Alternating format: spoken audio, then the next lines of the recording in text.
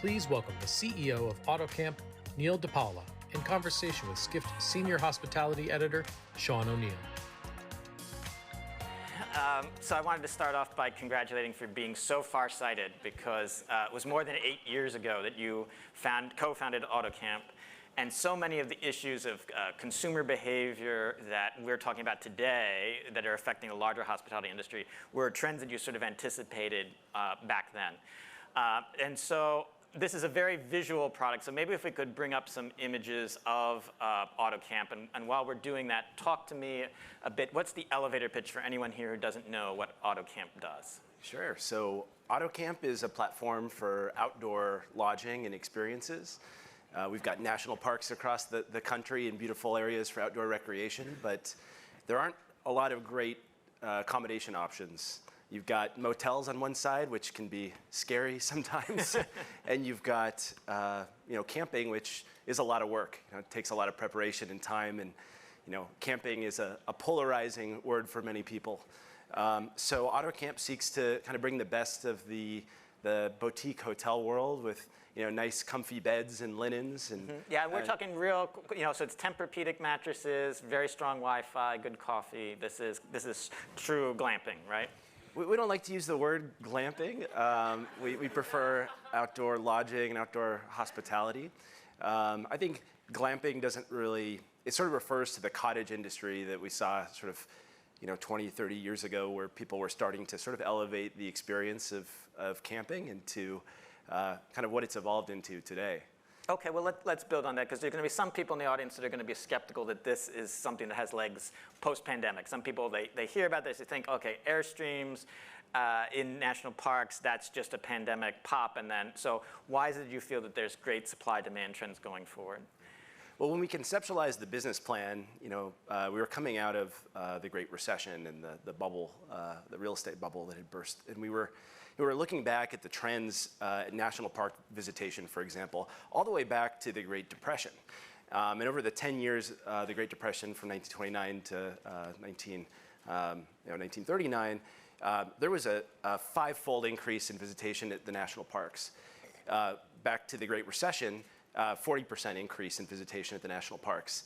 Now, come the pandemic, people are discovering the national parks and outdoor spaces like never before. In fact, during the pandemic, 40% of leisure trips were actually camping trips. Oh. So you had a bunch of people who maybe never thought about going camping, but when they're locked in, an urban area in their apartment during the pandemic, what they want for their family is to get outside and to have that experience in nature and outdoors. And so will this, so you've raised about $115 million in funding, and a lot of times venture capital investors, they want to have like a 8x, 10x return on their investment. So is this really a billion-dollar business for like Airstreams and luxury tents? Well, we've actually raised much more money than that. Okay. How much? Well, I can tell you, last year we closed a programmatic debt round to help fuel our construction pipeline. Okay. That was about $300 million. Okay. And so we're continuing to really build a robust pipeline of projects. We've got about 20 in development right now. 5 open properties. We're just about to open in the Catskills here in a few weeks. Nice. But the question was about how much fundraising we've done and what's the runway? Like, how big can this be? So most of the money we've raised to date is for real estate investment. Okay. So AutoCamp projects get roughly a 30+ IRR on the investment, which is really that's internal return rate. Yeah, exactly. So so we're really outpacing similar hospitality brick and mortar hotels. While we've taken some investment into our operating platform as well, we do believe that this is a billion-dollar industry. In fact, we think in the next few years we'll see outdoor lodging account for 10% of leisure travel.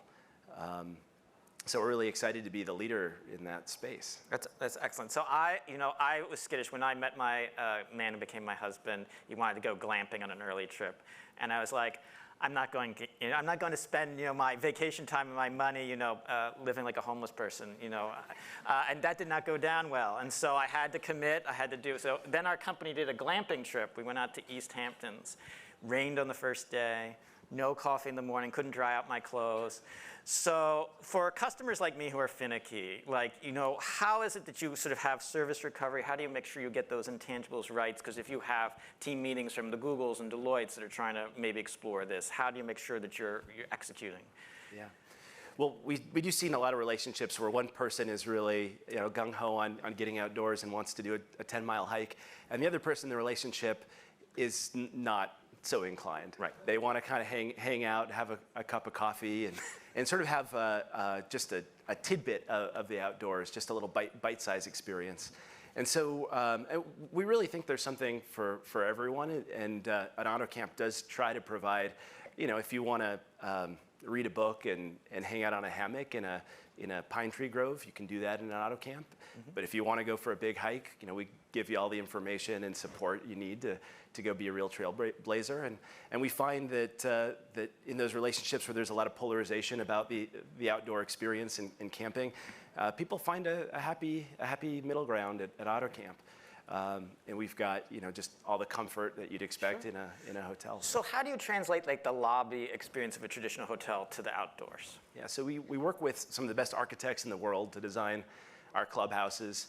A lot of them are very mid-century, sort of Neutra inspired architectural buildings, and the interiors really reflect that sort of same design forward aesthetic.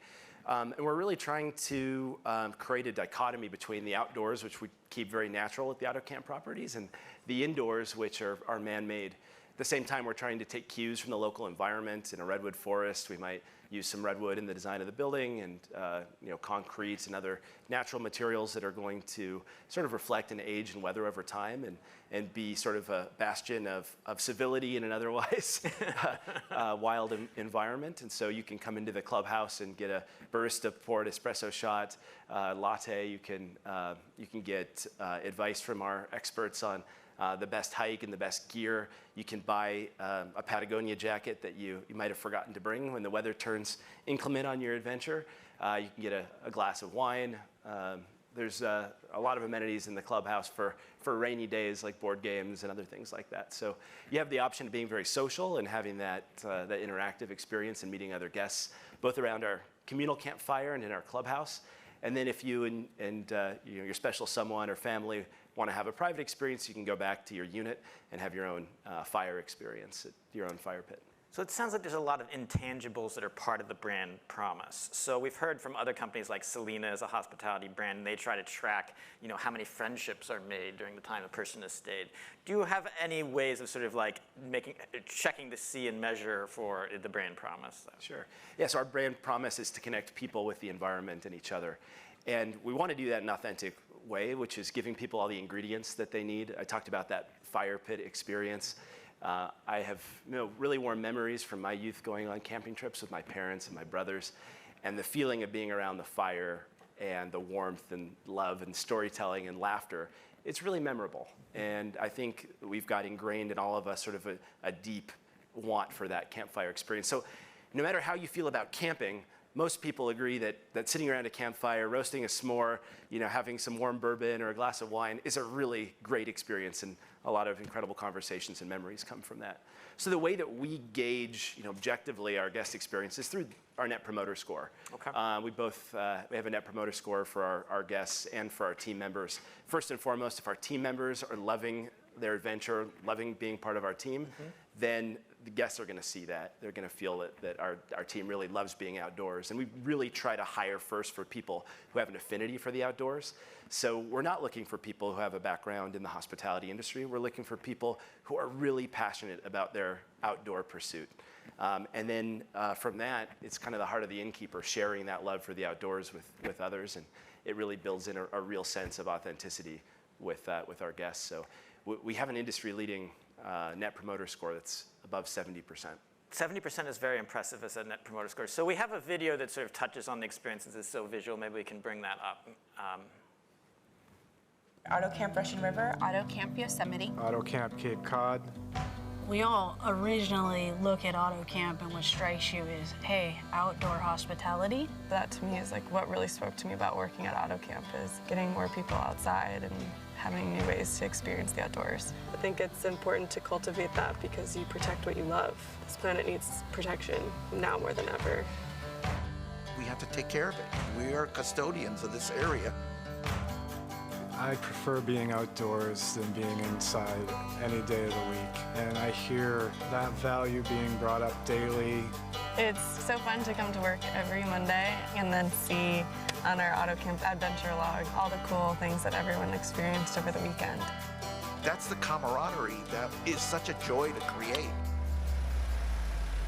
I love about AutoCamp that we're a younger company that can look at things differently. We have the ability to go, this isn't working, let's go over here and change it up. Maybe this will work better. So on that point, yeah, we got some audience applause here. So on that point, there are hospitality leaders in traditional hotels. So what would be the lessons you think if in this next generation you're tech forward, so a lot of the tools you've given your employees take some of the tech hassle out? What is the lessons you've learned from like hiring these people to build on what you're just saying that may apply to other parts of hospitality? Well, I think we're definitely very tech forward. We're trying to make the experience for the guests really easy because a traditional camping experience is really complex. You've got to find a tent, learn how to set it up. You got to go cut down a tree to get firewood. So we want the experience to be really seamless.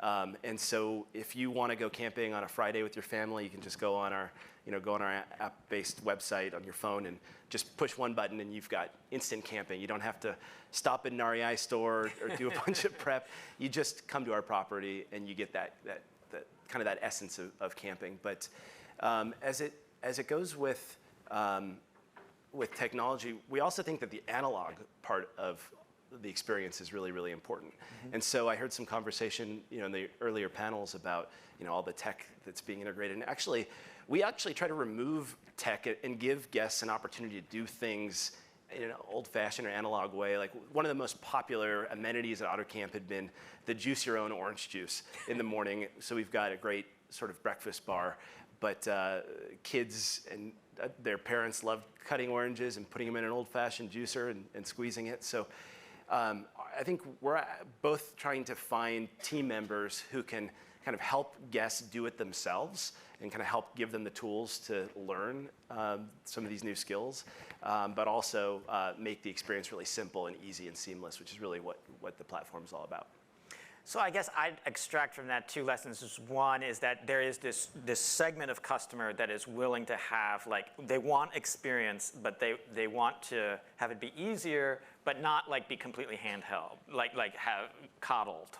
So you're sort of like there's this consumer trend where you can give the experience that way, but then there's an impact on how you hire because you want to have people who maybe it'd be a little different than who you might traditionally hire for like the front desk of a hotel compared to like, am I getting that right? Our ideal front desk person, guest experience team member is like a camp counselor. Okay. They can sort of show you how a professional or an expert would do it and then give you the tools to do it on your own.